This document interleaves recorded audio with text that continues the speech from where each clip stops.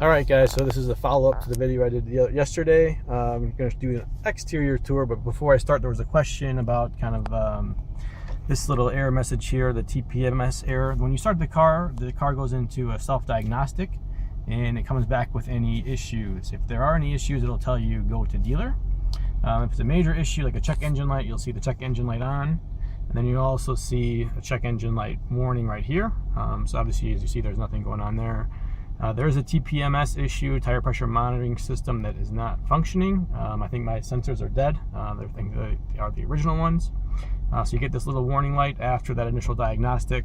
You don't see that go to dealer message except for after startup. So I also want to show you guys some, now that it's not raining here, functionality. All the windows are working. Let me crack the sunroof. I'll roll the windows down. As you can see, yeah, back one there, all good. The mirrors will fold in, no problem there. All right, let me shut it off. We'll jump out and kind of give you a little walk around here.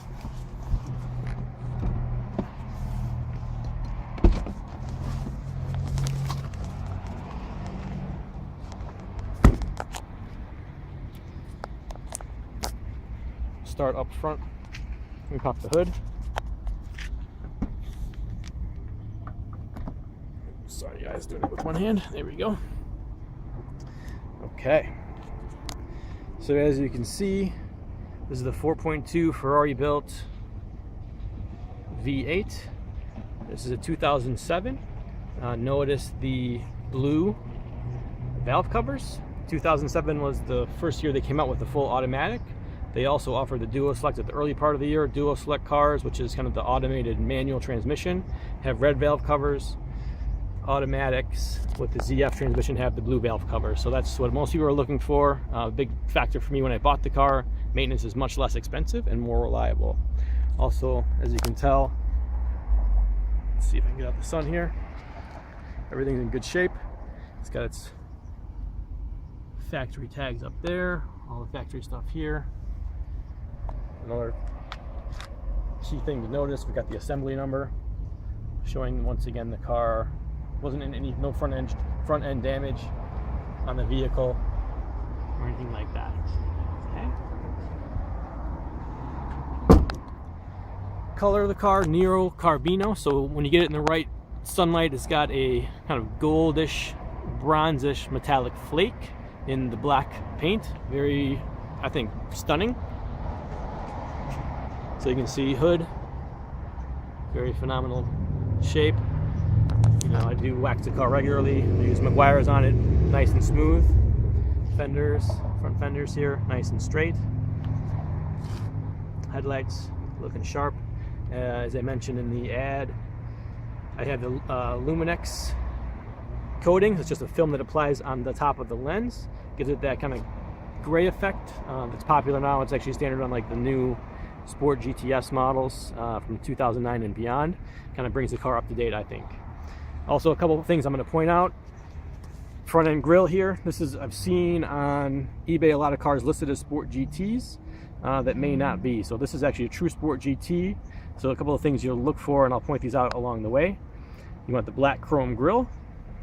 All the Trident logos have the red striping. Once again, that's specific to the Sport GT, the top of the line model in the Quattroporte range. Driver's side fender, same thing. Nice and straight, no issues. Bumper, nice and straight, no issues. Point out one spot here where there's a little bit of a nick. I think somebody kind of backed into me, unfortunately. So I've got that little spot right there on the hood, or sorry, on the front bumper. Other than that, very good shape. Chrome looks nice and sharp. Passenger side window. Wheels. So Sport GT, 4-piston Brembo front brakes, cross-drilled calipers. I did switch out the wheels for the Gran Turismo or Gran Cabrio. It's called the Trident wheel. If you go to a Maserati dealership right now, look at the $130,000 Gran Cabrio, those wheels come standard, so even on 2015 cars, they're still available. They give a nice fit, and I thought they matched well.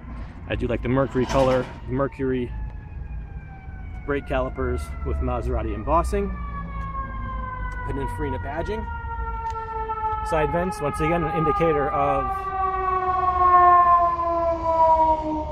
sorry about that, Sport GT, black chrome.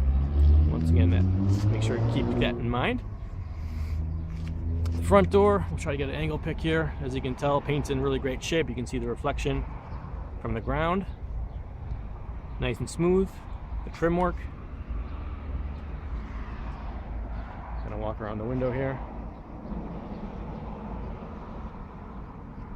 Seals are in great condition. Another indicator there. Sport GT. If you don't see that, it's not a Sport GT. Okay. The door handles, I'll show you these as well. I'm not sure if you guys have seen these. Extremely cool, very stylish. 2 buttons. One is if the battery is dead, you can open the car.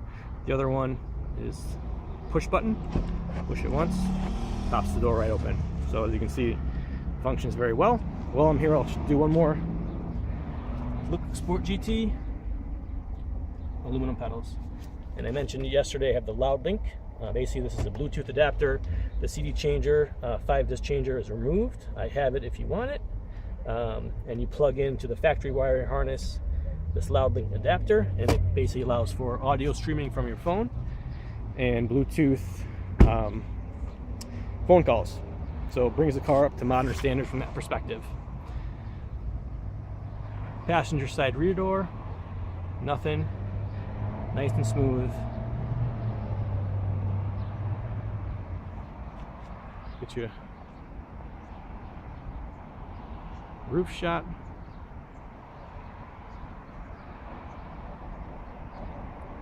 Same setup. As you can tell, paint is in fantastic condition. Sport GT, you do have the red stripe, a little bit faded there, but it's a 2007, I guess that's to be expected.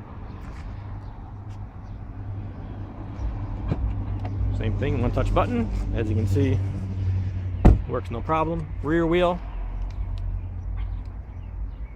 nice deep dish. If you look at the offset on the wheel, this is a factory offset, no spacers or anything like that. The wheel's actually out a little bit more than the standard Sport GT wheel because of the more aggressive look. It's a little more flush. Same thing, rear. From a brake perspective, cross-drilled rotors, and another distinction with the Sport GT specifically, 4-piston rear calipers, mercury gray matching the wheel nicely. Gas tank, side indicators.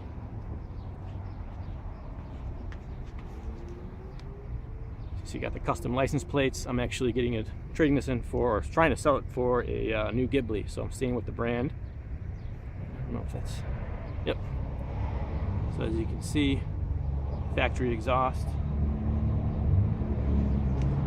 Very good condition on the paint back here. Same with the trunk lid.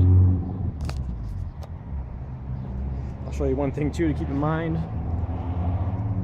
So we'll pop the trunk. And as you notice, it does open up. Common issue with the cars is what's called trunk lock regrab. Basically, you pop the trunk doesn't move up far enough past the closing mechanism, and it just automatically closes itself in. So I had to replace the struts when I got the car. So little things like that, everything is working perfectly. So all the details are there for this particular car. Air compressor for the spare tire, all the manuals. Let me take a look at what that spare tire looks like. Sorry, I forgot to vacuum this thing. But as you can see, spare tire, got your tools, got some jumper cables, never had to use them.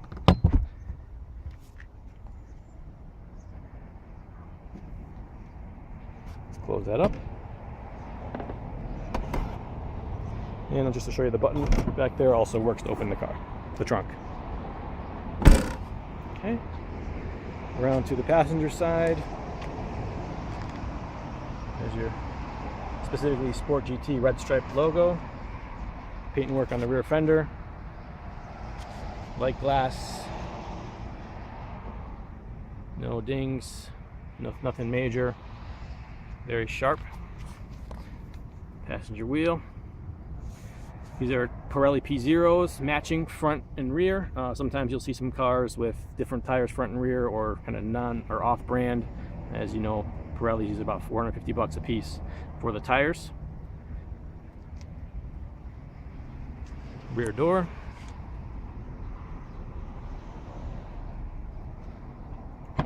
Push button, works like a champ. Sport GT logo. Get you a shot of the roof up here.